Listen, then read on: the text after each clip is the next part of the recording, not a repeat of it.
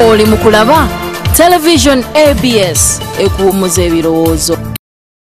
Yes. Nate tubakulisizayo eside mulango babakama baffe anti ABS TV program amacha amalungi tuchabatwalira ddala maso anti nga wachegera tujjako neggulire analiyo kanyomero kaffe kali waneno mu programu yaffe amacha amalungi ababaka bakunyiza abo ab'ekitongole ekikulira ebyenguudo nti enguudo ezitagwa ne mumbejjanza ate wano bwe mmala okulaba lino eggulire nzagendo singo teesa nsinge n'ababadde mu ggulire yosule ngudo minyo kubanga basusiza okutusimira obuguudo nemune ngudo bazisimye tebakyazitola wabazikola batya oluguudo balukubiyemu buli wamu basimyesimyewo wanene nguyambuka ngwandegeya basimye bwayise basimye simana nansana basisima ekituufu enguudo olutuufu lulwale mugendo sooka okumaliriza ekyo nange kyembuuza kyovola banti bano bo abayaye kambayita abayaye bo bavuddeyo tulwanirira abayaye bayaye bevagooka nekuluna naffe batufuddeko bigaitala mugoneyo mukwano ate talina oluvannyuma kikomewo jako akawuwo ababaka mu lukiiko lw'eggwanga olukulu abatuula ku kakiiko k'ebyembalirira abasinkanya abakungu okuva mu kitongole ekivunaanyizibwa ku by'enguudo ekyayinulwa nga bano badde bakulembeddwamu minisita w'emirimu General Katumba Wamala era nga bano babadde baagala akakiiko kano kabayambeko okuperereza ababaka bala abatuula mu lukiiko lw'eggwanga bayise ennyongereza ku nsimbi ze bafuna okukola enguudo ez'enjawulo mu mwaka gw'ebyensimbi ogwa 2016-2017 wabula ababaka abatuula ku kakiiko kano batanudde okubuuzabuzo okubadde ekyokunnyonnyola ku nkola y'oluguudo olwa Kampala Entebbe Express. On this justification for supplementary allocation, most especially on the Kampala Express civil works, you realize that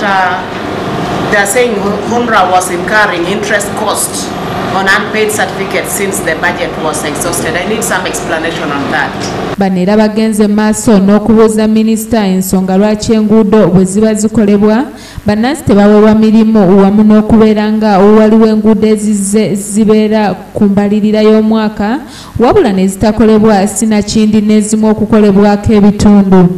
It's still on the road. I thought when this works comes in, the locals should be able to benefit from the local people, should be able to benefit from the casual laborers' work. Mu kwanukula ebibuuzo bino minisita Wamala ategeezezza ababaka bano nti ekyenguudo okulwawo okuggwa kiva ku kubeera nga bannannyini bitundu gye zibeera zigenda okuyisibwa balwawo okukkiriziganya ne gavumenti wabula n'abategeeza nti wakukola kyonna ekisoboka okulaba ng'enguudo zino zikolebwa. Delays in having these roads constructed. One of the challenges which we face, and the honorable members, you know this, time and again, when we are about to sign a contract,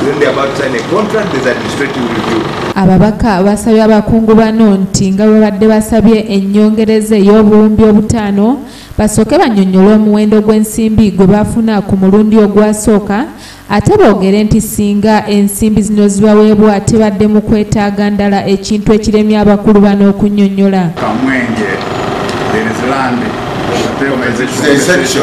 You have asked a supplementary of 5 billion. Now we are asking for what was the total money at the first? How much has been paid? Wano mbaka Muwanga Kivumbi wasinzidde n'amenyera abakulu bano enguudo ez'enjawulo ezizze zifunibwako ensimbi wabula ne batazikozesa kuzimalawo era ne bazizzaayo mu ggwanika kyokka ate ne bajja ne basaba ennyongereza. You will see like even a fourth quarter approved money was 60 billion. Ettone erisigaddeyo. You are requesting.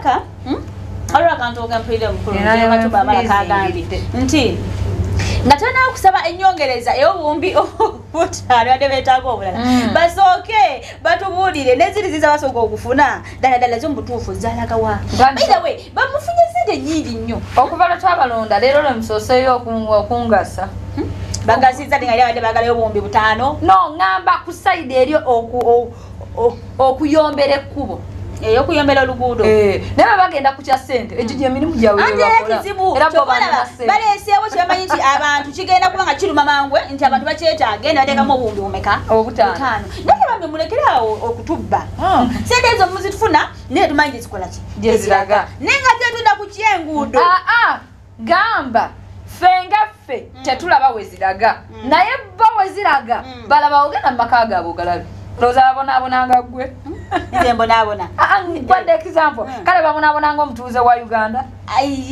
sente bazirinya nakwe ne bazitambulirako naye munaye kyewunyisa omuntu emyaka 5 kati kambawireko ababaka ba palamenti emyaka 5 mitini nnyo okuggwako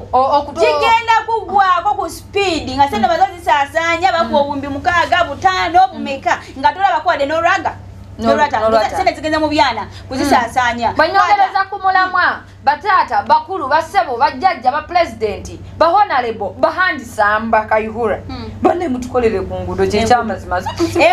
enguudo tukoye enguudo ze musimogola buli kaseera tusanga basimogola bw'ova Nansana oluguudo olutereevu lukomawa luyinza okukoma wano nga ewa Bugembe ng'omaze gyako ewa Bugembe awo kati kakati awo neebuuza sente zaffe we zaakoma abeno bali enfuufu kati wano ng'ogende wanegeya bane musimogodde oluguudo eno nga ate naye tuvuddeyo northern bypass wano ogenda simawa nogero tuko bakisaaso bagwagwa wonna enguudo bazitako saidi emmotoka zaffe wano namuŋona kituufu kyeki ng'ogetuka ku namuŋona ku lawundi oluguudo lufu nnyo kati mutuyambe musima enguudo nga yemuzisima bwemba muzikola ki bwemba muzizimba so nze nekubiriza ebinnya bisusse bannange nze njagala bo abakulu betwalonda mu bukiiko obw'enjawulo si tetujja kwesiba kuba MP bokka ne mu bitundu ebyenjawulo bayiga okutambulako mu nsi endala beegombe baleka Dubai balaba ensi wezifaanana netukane nankulabye oluguudo lwenankulabye eddo bannange nembeera nga nsobola otuuka omukulu wa pulezidenti mugamba mubutuufu olwo lugibwemu mu Uganda oluguudo ziringa empopogoma ezigenda mu Geyeena wanti ebinya eringa Geyeena yennyini omanyi empopogoma ziri muri oluguudo empopogoma takisi esala wano wapoda n'asala wano okitegeera olumanyi n'odduma so pogamba oluguudo lugenda mu Geyeena sigaye ndumanyi kubanga teri Geyeena nnungi naye mutuyambe bambe tuleme kubeera nga Geyeena tugifunire ku nsi lwa nguudo katero wena agenda eri nga nfudde genda tutwale mugulire ddala nenga mukwano gwange nga tubideyo eggulire okubire tukuleetedde ate era olunaku olwaleero omwami Dr. Kiza Besigye akyaliyo wadde amanyafa no sigamba kufa ngamba nti abadde abulaabulamu oyo tasirika waba waali omanya bwali bwataliwo omanya kati kabuze Nambooze ne bavaako mu ggwanga lyaffe simanyi bwe tusigala omwami presidenti wa FDC Dr. Kiza Besigye yavuddeyo nayambalira handisaamuwo Handisamu Kayihura namugamba nti yamugambye nti mulekeraawo okukwata abantu bwe mukwata mbu mugenda kunoonyereza nga temunaba kumanya ani yazaki ani yaza musango mubeera mulinyiridde eddembe ly'omuntu akabyogera muddemu Dr. Kiza Besigye yabadde ayambalira omukulu Kayihura handisaamuwo namugamba nti mulekeraawo okulinyira eddembe ly'omuntu nga mukwata abantu ne mubateeka mu kaguli oba ne mubateeka mu makomera mbu mugendera mu maaso naki nakunoonyereza nga muyisaamu amaaso oba okuba kumanyiira Ssaabasajja Kabaka tebamumanyiira eri nantamegwa nantawetwa majegere asembazi manzi cuucu musota so n'olwekyo tamanyiirwa vaayo ng'abavubuka bwe twagambye nti mu nnaku olwokubiri wetuuka ntenakwetondera Ssaabasajja Kabaka ogenda lengera kiki ekiva mu ŋŋwaŋŋoli za Buganda kati nga ffe abambejja n'abalangira tujja kulagirako bwereere Okay. Omukulu Dr. Kiza Besigye omuwulira bulungi nnyo ng'agamba oba nga ayambalira Kayihura namugamba nti alina akantu kagambye nti bavaayo amasasi gavaayo ne gakubwa omu omukulu mu poliisi emisana ttuku ssaawa 3 nga alina n'abamukuuma okitegeera naye nga ye ekibuuzo kyeyeebuuza kiri nti olanga Pulezidenti Museveni avaayo n'agamba nti abatemu bennyini abanyiga kuba batugana kubyogerako abatemu bennyini naye nga tugenda byogerako lwa nsonga babikoze ki babyogeddeko abatemu bennyini abanyiga Kaweesi bali mu ki bali mu bo bennyini mu poliisi kitegeeza poliisi ya Uganda erimu obuki obunafu kati okusabira abakulira enkwe beryamu obukwe yes beitamu kanana kati batusaba abakulira akwasaganye n'abantu ebakulira alabe engeri gyagenda okunoonyereza alabe ekintu kitambula kisa mu poliisi basegera yesu akuta abantu bavuka ebakwata bano abasula ebibaliwa pisi nkusanga emitwalo 5 sikusanga ngokukola ki oyo yenze kati tembadde nzija kusaidia abesije ngamba kati oyo oba omuwagira bamuleke ebweru alwa oyo abana abasula ebibaluwa babalekera ebweru wawano mbuza lwaki nti bamisiwe betuma polisi ebatuma kitegeeza kiri mu polisi bakinoonyerezaako abavuuka ebakutte benyini basula ebintu bavudde endozi ebyo ebirungi baliwo ku mawulire babiraganga bavudde ne bagamba nti ffe sife twetuma polisi etukima nayo tutwala nga balina mu byambalo bya kati bya polisi n'amanya g'abasirikale agamu ne bagawola kalate lwaki kati jeno ane lwaki Kayihura onalebo Kiza Besigye Dr. Kiza Besigye kati ate ensonga lwaki tagitegedde okusinga ate okutulumya ffe emitwe benga abatambuze anti kyategeeza nti okunoonyereza okusiba omuntu oyo n'anoonyereza ensonga ye tagiwagidde yadde akatono ati oba olinyirira eddembe ly'omuntu okumusiba nga tomanyi oba yaguziza oba si yaguziza ate nga Kayihura abantu babikola bali eyo sayidi yo kwe yenteesaayo nze nteesa yange nze mpagira kyakubateeka munda noonyerezaako kubuuzayo ekibuuzo singa omusajja abeera akuba mmirayo ng'ovuga ng'ayagala kutwala simu yo mukama n'abukuba mu 5 n'omukwata ku mukono omuntu oyo omuleka n'agenda n'omusonyiwa oba omutwala ku ebintu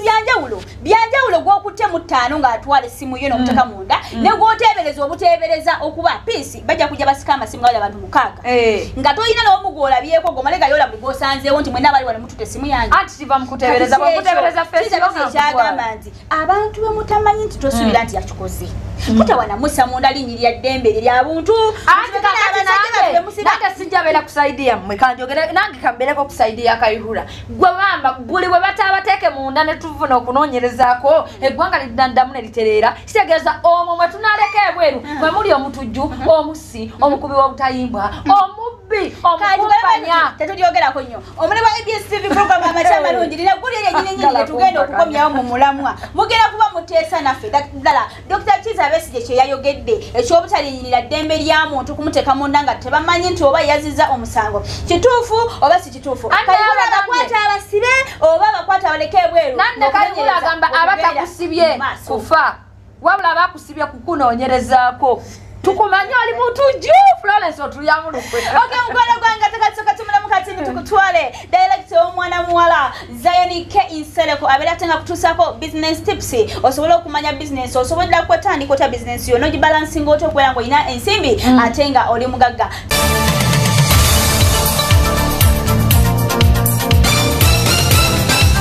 oli mu kulaba television ABS ekuwummuza ebirowoozo. Okay, mikwano gyaffe muli mu kulaba television ABS ekuwummuza ebirowoozo nenga mwasize mutya mwena abantu abali mu bitundu ebyenjawulo mwasize mutya abantu abali e Masaka abantu abali e Kyotera abantu abali e Bukomansimbi abantu abali e Kinoni Gomba jjajja wago omulungi wasuze otya omukyala munnange wasuze otya Evelyn Natongo jjajja wago omulungi basenga mwena abali e Gomba olunaku Sunday mbajjukiza nti tugwereyo egomba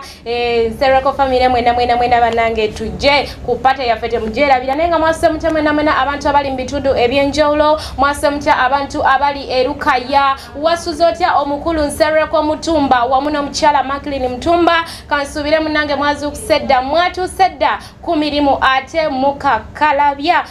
basuze batya baneiba bamuwala bajjajja Mariamu bonna abatuliranye wasuze otya Kenny my brother mnange kansala Isaiah wasuze otya Milka Kauma mwena mwasuze mutya abantu abali nakasajja abantu abali ekalaji abantu abali egayaza kasanga tisawa yakola budde bwakunoonya ssente kati gwe mukwano akyali ewaka oba gwe akyebase sitegeera kikyo kyakola waka nenga mavini mukwezi munnange wasuze otya obulwadde obukuluma owulira otya kati mukwano katusuubire nti olunaku olw'emmande ojja kuba oteredde bulungi nnyo era tujja kuba naye wano mu kizimbe ku lunaku olw'emmande yasuze atya baby boy yasuze atya omukyala katusabe ate sala yeyogerere ddala mukama akusuuse mikwano gyange bwentyo tukanyingiddewo n'akanyomero kaffe aka bizinesi wenkuweera ekirungo mu bizinesi wenkuweera amagezi nawe ne weekulaakulanya n'obaako we weetuusa naye nga tutunaba kutandika bizinesi yaffe ey'olunaku olwaleero nsooka okujjukiza nti omukyala gwe tumanyi nga ssenga oba omukyala omugeyi ku ABS TV ategese omusomo gw'abakulu ng'ennaku z'omwezi 7 omwezi ogwokutaano fena tugwere wali eri ku Royal Hotel ku Munaku bananga okuyingira mu twalo gumu gwokka bwe guti mujje tusomesebwe mujje tuyigirizibwe omukyalo yategese omusomo bakojja ne basenga bonna gye bali abayimbi gye bali wabula n'enkujjukiza nti ne saloon gy'olina okugenda gwe omukyala ali eyo bakuyoyota akaviiriko obeere ng'oshanana it's a weekend tugende tunyumirwe bannange omukyala bamuyita Favor Beauty Salon gendayo wali eri ku Majestic Plaza ojja kubanga ate okikwasaganya nenga Regan Rich Ntale yabeera ennyo mu control room ng'anyiga ku mapeesa ekifaananyi ekirungi ekyo ky'olengera ate ye Abdallah Musoke n'abeerawo nnyo Regan Rich Ntale nyiga ku mapeesa tusooka tulabe ate biki ebifudde mu katale k'ebyensimbi then tulyoke tweyongereyo olunaku olwaleero tugenda kutunuulira biki ebiviiriddeko bizinesi zaffe okusereba oba okuseseetuka n'ezigwa olunaku olwaleero bitugenda okuba nga tutunuulira gwe omwana ali ewaka oli mu holiday munnange funa pen n'olupapula owandiike ebintu bino wammanga Regan Rich Ntale sooka otuwe ku ebifudde mu katale k'ebyensimbi then ate tulyoke tweyongereyo jako akawuwo abayimbi b'akadongo kamu ne bannannyini bifo ebisanyukirwamu abeegattira mu kibiina kyabwe ekya Uganda Music Promoters and Venue Owners Network bafunye akaseko ku matama gavumenti bwevuddeyo n'essuula empya ey'okubayambako ng'ebateekamu ensimbi nga baweereddwa obukadde 150 bulambirira.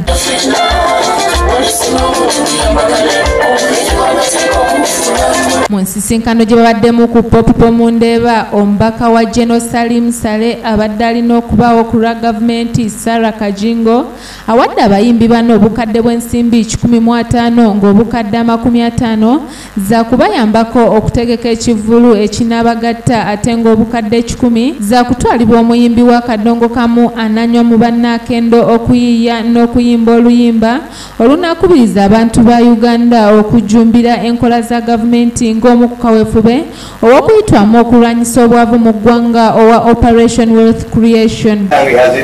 Okumala ebbanga n'olwekyo omuwobugadde babakyamu kale omutima gwaliwo gw'obwegasiraba nti Operation Wealth Creation ffe abatabaganya ebitongole byonna kati ebikola kugoba obwavu mu Uganda. Mikwano ndowooza byo ebifudde mu katale k'ebyensimbi otegeredde ddala bulungi nnyo gwe omusuubuzi ali eyo oyagala kuyingiza maaliyo oyina gy'olaga naye nga ssente oyina ziwerayo mu ddoola munnange otegedde bulungi ssente mmeka zogenda okuba nga ate ofunamu olunaku olwaleero anti effe puroguramu amakya malungi tubeerawo nnyo okutuusaako ebintu bino eby'enjawulo ebikutwala mu maaso n'omanya biki ebifudde mu butale bw'ensimbi n'omanya biki ebifudde mu mpapula z'amawulire so n'olw'ensonga eyo mukwano gwange gwe wenna ali eyo ng'olina gy'ogenda okutambula naye nga ssente ezo olina ziweerayo mu exchange ng'okyusizaamu genda otegedde bulungi nnyo omuwendo gw'ogenda okuba nga te ofunamu abavubuka egwire lyaffe tulirabye bulungi nnyo bw'ebanga gavumenti etandiseewo ekintu nebaga nti abavubuka mwenyigire mu bannange please bavubuka bannange twenyigire mu nkola eyo twenyigiremu tusobole okufuna ssente ate era tutandikewo ne bizinesi ezaffe ng'abantu kubanga mulimu abantu abamu abavubuka nga tolina capital atandika bizinesi yo essaawa eyo naye ng'ate bw'ogendera ku gavumenti obeerese ekiteeso nti bannaye abavubuka tubadde emirimu wati genda okole ng'osevinga obusente bwo myaka ng'ebiri otandike bizinesi yo gy'owulira gy'oyagala olunaku olwaleero ngenda kuba nkusomesa oba nkubuulire ekiviiriddeko bizinesi yo okugwa oba okusereba teryakuloga teryakutambulirako naye gwe wennyini gwe weesuulidde bizinesi yo mukwano olowooza otya ekisookera ddala abantu abasinga obungi tubadde n'amaduuka gaffe tubadde ne kampuni ez'enjawulo naye bw'otajje emikwano n'ab'enganda mu bizinesi egenda kugwa mbuuza otya mukwano go ayinza okujja n'agamba munnange anti twalunda ffenna twasoma ffenna sooka ompoleyo emitwalo 5 oba sooka ompole kilo za sukaali 4 kilo z'obuwunga ez'ebijanjalo n'atwala n'enkya naluli n'atwala ate oba oli awo munnange mukyala abazeeyi nga balwadde n'okwata mu seefu n'oweerezaayo ssente ekyo kireetera bizinesi yaffe okugwa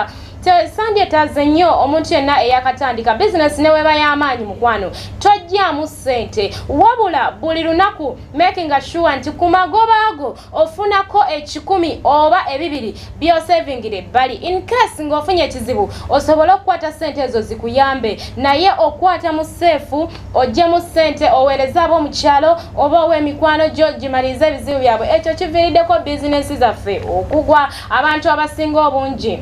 ate kirala ekituviiriddeko bizinesi zaffe okugwa abantu abamu tetulina customer care oyinza okuba munnange olina edduuka lyo ly'amaanyi ng'olaba wamalayo otuuka ssaawa z'oyagala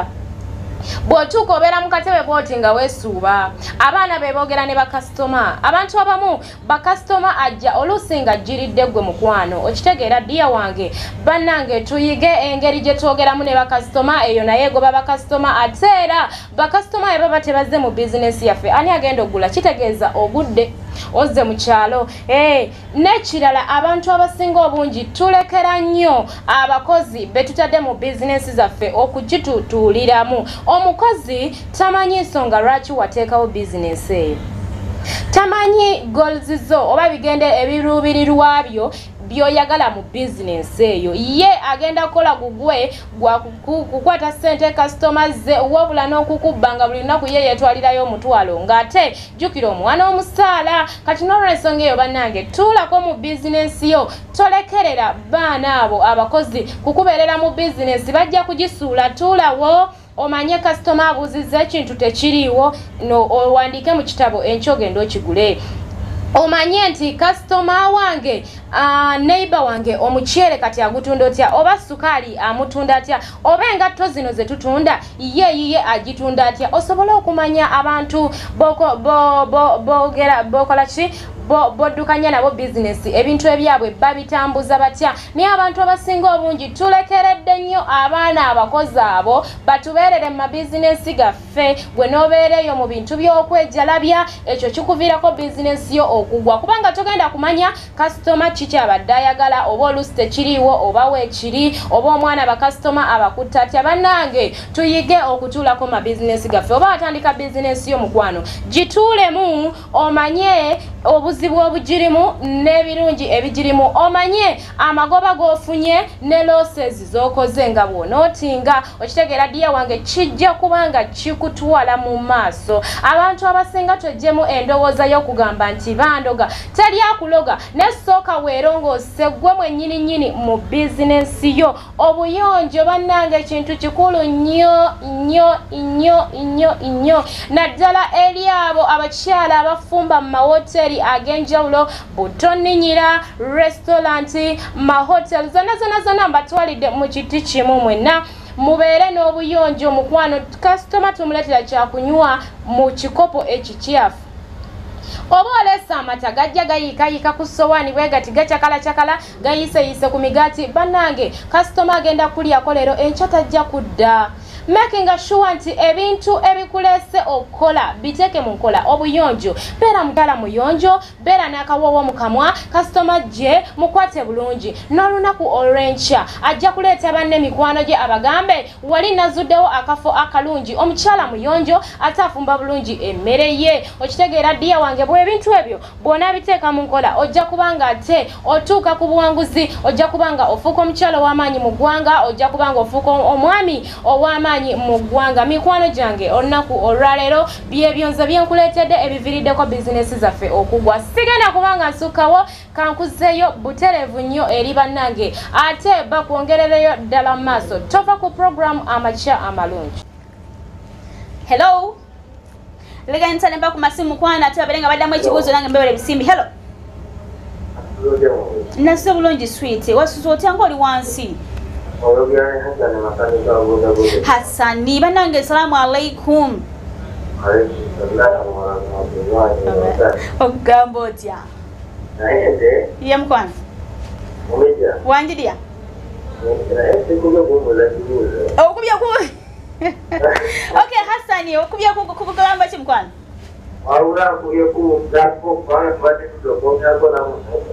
Banange nga tuyanziza nnyo Hassani makanika boda boda ne kawala.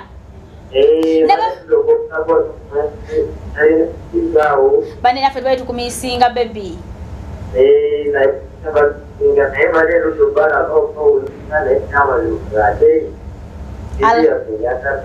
Alhamdulillah webale kubera temne ngozemo kubera tenga otulaba nenga boda boda bana ba makanika bagambe nti tubagala nnyo bebale kwekumira ku lutimbe gagadde. Hello omulala Alex Mukwano. Hello tutu sorry omukubi omulala.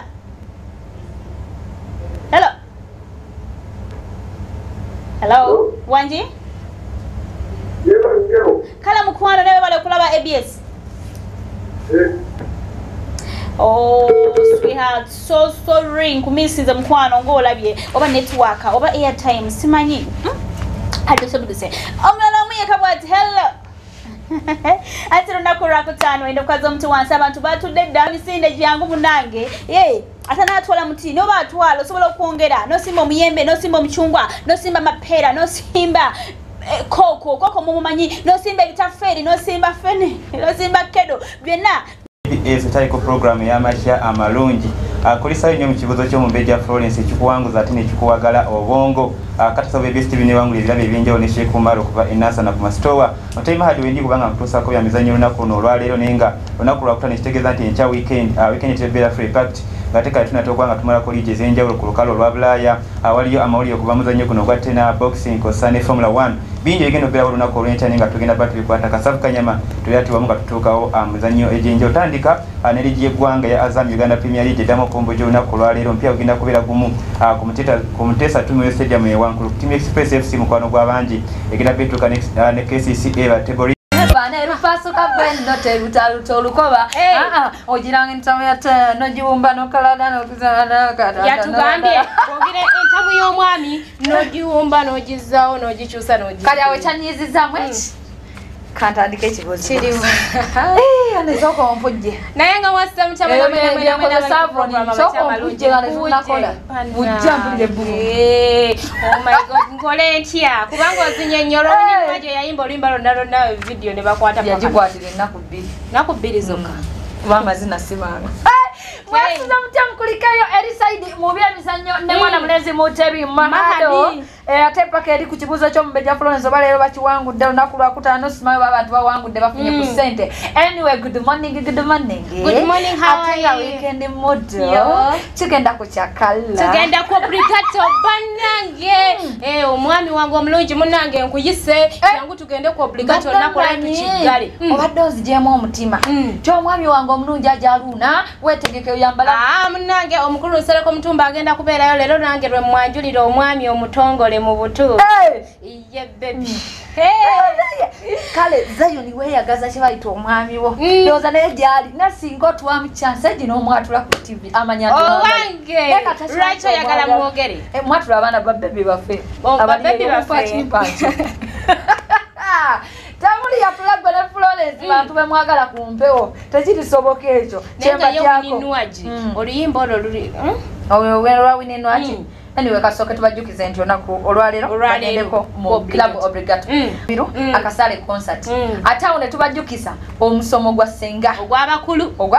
era mbagamba mwana ajja kudda yabuuze daddy munange tata Ryan toleeta omwana mwana ajja kudda yabuuze hello daddy how are you akubewe eggambo salamu alaykum okitegeera sonze mbajukiza mugenda kuyitako omusomo gw'abakulu ennaku z'omwezi nga 7 omwezi ogwokutaano ye next month gye tuyingira bagenda bamuwagire wali ali ku Big Boss kumunaku okulira na Royal Hotel ate mwanto ne kujukiza nti oyagala skin etabo oyagala kutabira ekizigo ekikujjako enkovu abantu bemakindi muyiteko ku Sherry Hair Skin Doctor awo emakindi opposite Galaxy abenasa na muyiteko watata lususu abirengena ne akikwasaganya yakutulako ebimonde alabirira olususu oyo kyali wa tabu nnyo nawe olabira ku skin ye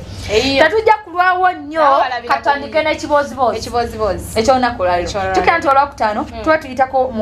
mu week yonna nga bwetambudde kyakigudde muddamu kuserebu kusawa mukaga tuine Juma tontoledde salamu salamu alaikum Zayon wa alaikum salam wa rahmatullahi wa barakatuh kozo olwayo Sheikh Umaru nga basitidi takola Sheikh Umaru takola ali wano ku ABS TV live mulinde nga tuvuddeko bwetuti